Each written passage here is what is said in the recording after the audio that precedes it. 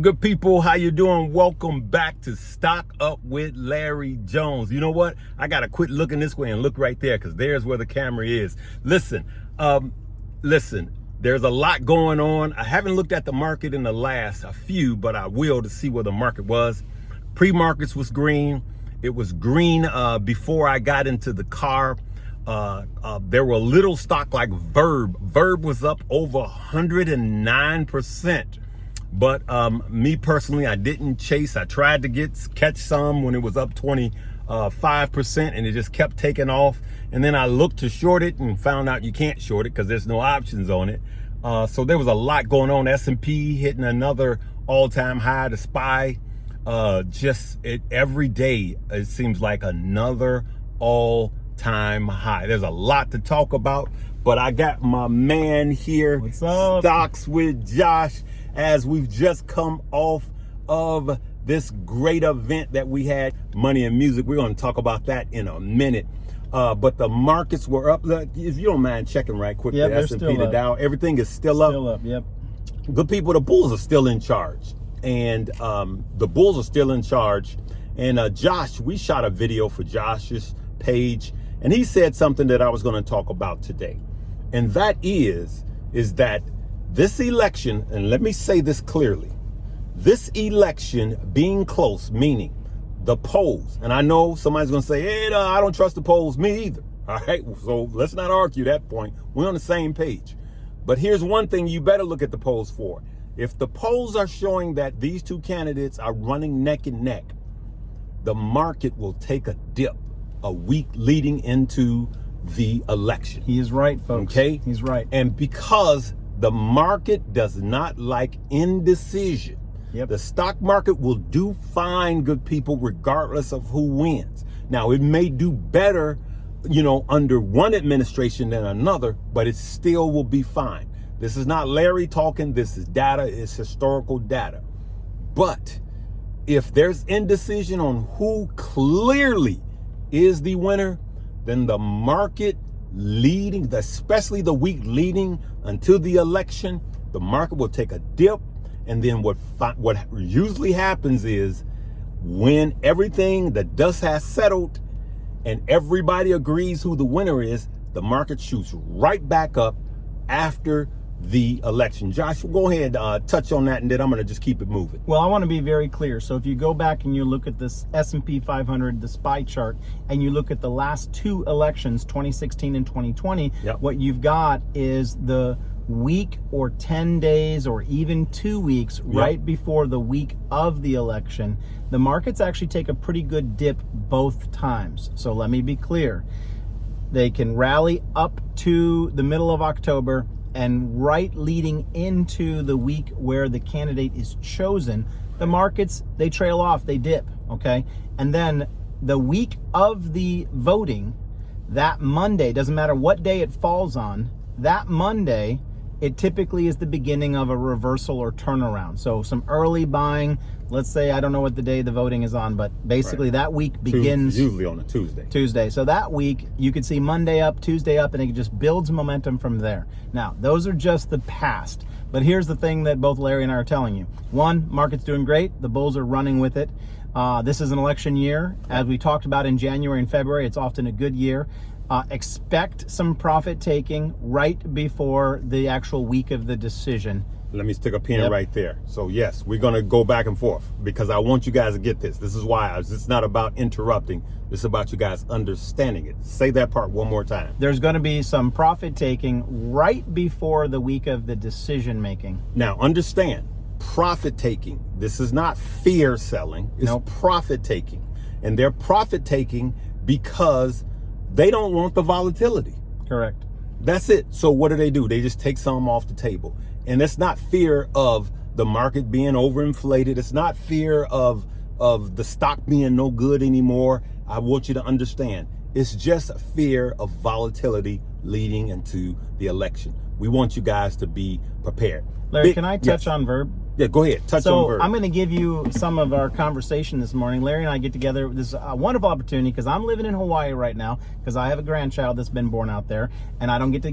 We used to go out to breakfast 2 times a week. You know he's using that for an excuse to live in Hawaii. But go ahead. Exactly.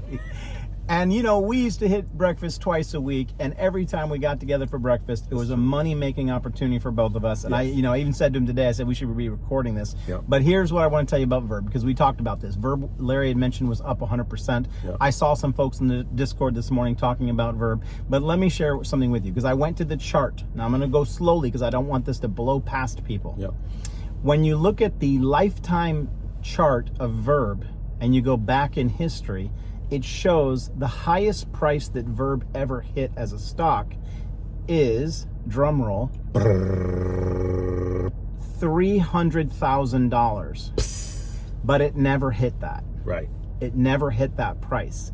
So why does the price $300,000 show in the Verb chart? Because if you don't know what I'm about to tell you, and you come and you hear about Verb went up 100% today, Right. and you go over and you look at the chart and you go, oh my goodness, this thing is moving. It's Yeah. up 100% today, and it once was $300,000. Right. No, Verb has had an extensive multi-year run of dilution. Right. And Okay? they should price that in. Yeah, But yeah. they don't. So what's happening is they're doing reverse split. It's basically not a stock split like Nvidia where it takes 1 share and gives you 10. It's where they take 20 shares and give you 1. Dilution. Okay? So it's the opposite of a stock split, right? And when you keep doing that over time, the first share that might have been run up to $10, $20, $30, the more and more you dilute, the more and more expensive that first share is. So let me explain this. So let's say that you had actually put $300,000 into Verb when this company initially had its IPO.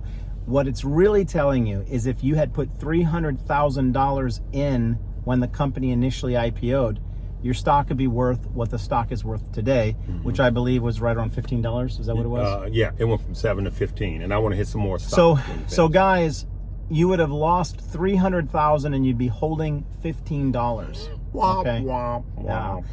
People bought $40, $50, $60, $100,000 worth of Verb years ago because it is. I love the company. I know the product backwards and forwards. I hate the CEO, Yeah. Rory. Now, you know, I have not 100% kept up with them because, like Mr. Wonderful says, you know, once I saw the way that he was spending and paying himself, he's one of the highest paid CEOs of a company that's not making any money. I pulled a Mr. Wonderful and said, you're dead to me. I'm not touching it. So yeah, if you want to day trade it, you know, and it pops from $7 to 14, go right ahead. But just be aware that that's one of the ugliest charts on Wall Street. Go ahead, man. Yep. And that stock, my family ain't in that stock. Don't go chasing. But anyway, I want to talk about some options that I was in because just in case you guys were following.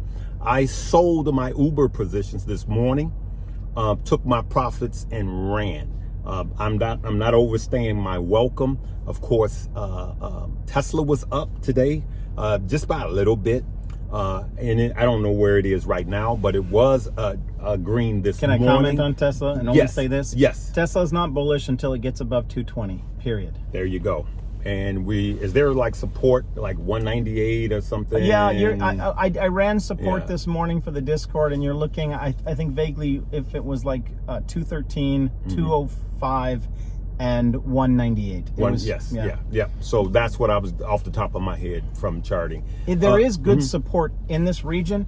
There is good support. Okay. So it's not like there's one support and if it Right. breaks, it collapses.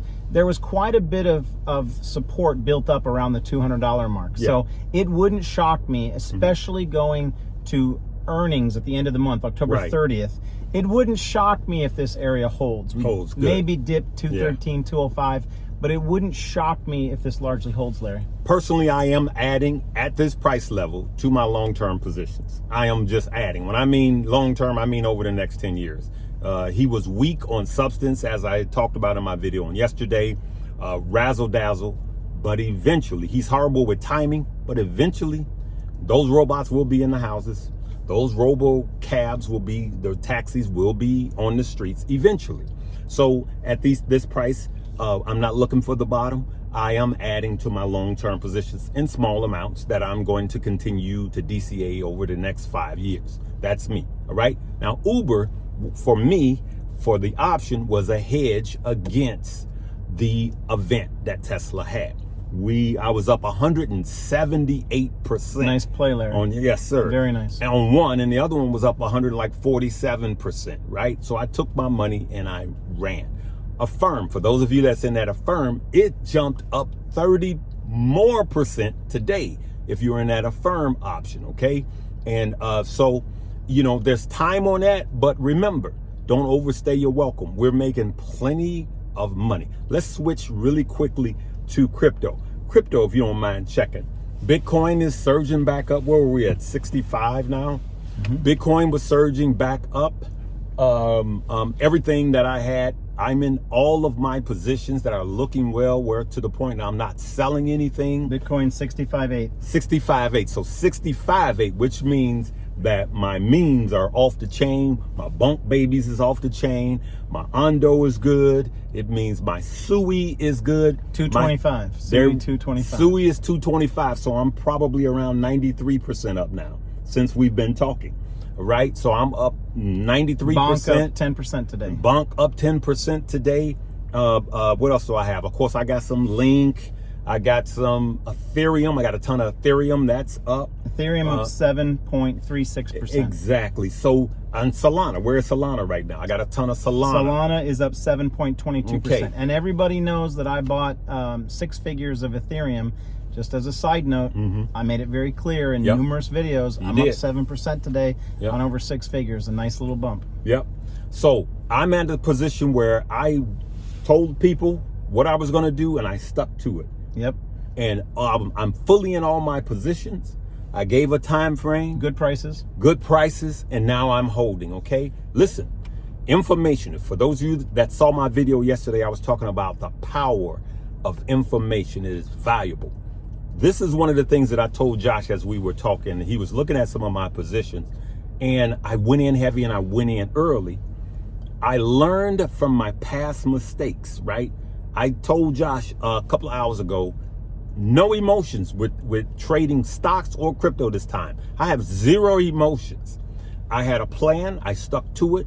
I said I'm going to accumulate during the accumulation phase of this crypto cycle. Okay, there's accumulation phases in stocks. But I'm just saying. And when I got to my desired amount, I'm good. And I'm not being emotional. I'm not selling early. And I'm buying the correct dips, but I'm not buying every dips. I stuck to my disciplines, and now I'm in a position where I sleep well at night, even if there's a flash crash. And I'm adopting the same ideology for my stock, my long-term positions. I'm not tapping out. I'm not tapping out of my NVIDIA. I'm not selling all of my Tesla. I'm not doing the mistakes that I made in 2008. Take your emotions out, make a solid plan, and that plan will reward you. Now is the season and the time where patience pays. Touch on that. Well, I love it. No, I mean, Larry and I have been trading for a long time, and we are not telling you that we are not impacted by the emotional ups and downs. But the goal is that over more time, you learn to put your emotions aside and stick to your strategy, your picks, and your game plan. And both of us were sharing our best winners today. Let me talk about Ethereum for a minute. You know, I shouted out Ethereum, you know, at around 24.80, and it kept dipping. And I just said, guys, I'm going to keep buying. You know, then it went down to 23, you know, and then I gave my stop loss at 21.50, and asked me if I was worried that I would make a call on YouTube and get stopped out and look like a damn fool. The answer is yes. So, but you know what? I had to count the cost, accept the risk, and go, that's what being a big boy is. That's it. Okay? Put your big boy pants on. And you know what? It was my trade plan. I had reasons for doing it. I had a a preset amount of loss that I had been willing to accept. And now we're sitting here well above my entry in profit with a market that's screaming higher. I can raise my stop loss above my entry, or right now it's still going to be slightly below my entry. But when we get above 2,800, that's when Ethereum cooks. Right. When we get above 2,800, that's when the blast off occurs. Right. When we get above 2,800, I will put my stop loss above my entry, and I'll be in a much lower risk scenario. But to Larry's point, there never comes a point when emotion is not a huge part of trading and risk taking. But if you stick to a plan, you define your risk, you're going to win. You're going to be more successful. Emotions is the hardest obstacle to come over in trading. Emotions. It is the hardest obstacles. Greed. You can learn charting. Greed you can learn and fear. Exactly. You can learn anything, but managing your emotions makes the difference between true wealth, generational wealth building, winners and losers. Can I add to something you just said? Yes. Because you mentioned charting. Yes. Okay. And I'm going to tell those who chart that charting isn't the key. I believe that you need to know how to chart. But I've seen people that were excellent at reading the charts, but were unprofitable investors and traders, because you'd say, well, how could they be good at reading the charts, but not good at making risk decisions? It's because they have yet to conquer the emotions. That's a good You point. really need to know the charts, but it won't be enough. You need to deal with your fear and your greed and your anxiety around money. Yes. You need to be able to not need it. Yep. Hey, I'm gonna two more quick gems and let's talk go. about this event. One, there's two cryptos. This is CEO time. Every time we get together, we make each other money. Absolutely. Period. That's why I love CEO time. I keep getting richer and richer. This guy says he wants to go to lunch, then I show up. That's it. That's it. My wife knows if Josh calls me and say let's go to lunch, she knows we making money. It's same thing. If I call Josh, his wife knows he's gonna come back and make more money, because that's the benefit of the CEO time. Sui, S-U-I, not Ando. He brought Sui to the family, and I was up 109%, sold it, and now I'm back. According to what he said, I'm up again 93%, and I have, as I've been sharing with you guys, I have a lot in there for you guys in the Discord. I have a lot in there. So Josh brought Sui to the family. This is why I hang with people like Josh.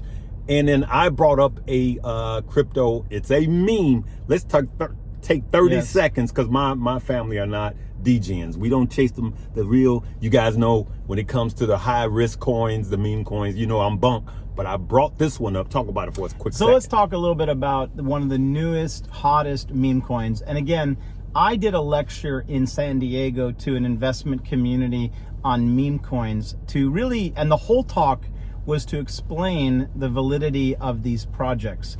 Basically, they don't offer technology, but they do offer community, and they go under the radar of regulation. And crypto has three legs. It's got to have community. It's got to be properly in alignment with regulatory bodies. And the way that meme coins are is that the best meme coins don't have allocations and they don't have pre-sales. Okay, so and then the third one is to have technology. Well, meme coins don't often have technology. True. But if they can bypass regulatory fears and if they have strong communities, then you can add technology to them and they can be rocket ships. So in this world of meme coins, it is a popularity contest. Now we know Floki, Pepe, Bonk, Brett, and Shib, and Doge are still valid meme coins, but there's still room in this space. And the newest meme coin that has been showing dominance, and you can't judge it. You can't worry about the name. Right. That's Popcat. Yep. Popcat's been screaming. Yes. Down in the alley, Popcat's been rising slowly. Yep. Larry, I've been day trading Popcat because it became available on MEXC about a month ago. And I've been day trading it successfully. Now they're gonna ask where you got it from. He just told you. Yeah. Larry mentioned to me, he's like, Josh, I'm thinking this Popcat's got some legs. And I'm like, dude, I've been trading it. Just like that. Neither one of us have been talking to the community about it. Exactly. Because it's really, it doesn't really have a huge storyline right now. But it has community building, and the community's getting bigger. And for me, one of my themes is mascots. Right? This is all a popularity game. Now, for those of you that saw me make a ton of money with Shib, I was just early in and early out. I'm going to do the same thing with PopCat. I'm going to pop that cat when when I'm out, and I'm out, because early in, when the community is there, when they start talking about it in these chat rooms, and Lord knows if it hits the TV, that's when it's time to sell it. Take your profits and you run, right? That's what these memes are. And then I roll them over into altcoins, because when Bitcoin loses its dominance and it converts over into alt season, I'll be glad that I was in the fastest moving car, got in, and made my money. So this is not a long-term investment, and this is not, I gotta say this is not for you to go dumping big money that you need in, right? Can I just tell them, Larry, go to Crypto Bubbles, right? And then you'll see PopCat. So you're saying, what coin are you talking about? Yeah. Just go to Crypto Bubbles today, and you'll see that this little bubble's getting bigger and bigger and emerging out of nowhere. So remember, these are little small DJing coins. And to be clear, I am not holding any PopCat right now. I just want you guys to know. Swinging it. I've been swinging it because it's got liquidity. Anything with liquidity, the two big ones for me have been Pepe and PopCat recently, because they have liquidity, which means I can take 10K, 20K, 30K orders, make 500 or 1,000 and go in and out in 10 minutes. Yep. PopCat's been one that's been working, and the reason why Larry and I are chatting with you about it today is because when we get together for CEO time, if something comes up that both of us are touching, it's time to talk to you guys about it. Time to talk to you guys about it. I like the way you phrased that. That was cool. Hey, let's take 30 seconds in 1 minute and talk about the event. Listen, money and music was off the chain. We heard you. We heard you. We heard you. There will be another one. It may be called something a little different. There may be, we're going to bring it earlier in the year. And this time we're going to have it probably in Chicago at a hotel by an airport. And you guys requested 2 days. We will have a 2-day event instead of a 1 day. It was so outstanding. Josh stood there and man, just dropped gems. Chris Sane dropped gems. Absolutely. We had a live band, and we got to meet and greet you guys if you were there. I'm just going to show some snippets as I'm talking. All of the people that were in line to meet us at the VIP event, all of the people in the auditorium, the band, everything was just done with excellence. So what do you got to say? I got to shout out some folks that I just really enjoyed meeting. Everybody, but I got to shout out Mike Mullins, Charles, Pastor Dave. What's his name? Mike, a number of them. Mike, yes, he's a pastor, and Charles is a pastor. Appreciate you, Mike. Just wanted to say thank you guys for coming, and it was just a really special time, and it was such a pleasure to be there, and it went by like a lightning bolt. And one of the things that we did a takeaway is we're gonna, Larry, him and I have been chatting about it. He's gonna plan more for the next one. More for the next one. Yep. Hey, we're gonna leave it right there, and I had my special announcement. I dropped my $1 million cup of coffee. Good people, we made that announcement. All right. So there will be a link below. Everyone is loving it. Let us know what your favorite one is. For those of you that got it, I know it's going to take you time to go through all of that coffee. It's actually quite a lot in that box. But there you can reorder the box. We got a variety pack, and let us know what your favorite flavor is. So in about a month's time, I want people saying, hey, I'm drinking, X coffee this morning. What flavor are you drinking? So I'm going to leave it right there. I got to say congratulations on getting that coffee out, guys. You have no idea how hard it is to put something like that together, to do it correctly and the right way. And I know that's how Larry does things. And what an accomplishment. So I just want to say well done. Well, thank you. I'm looking forward to drinking some here soon. There you go. They just wasn't serving it at this restaurant. But anyway, good people, I love you guys. We left it all on the stage. I got so much that I want to put into the next one.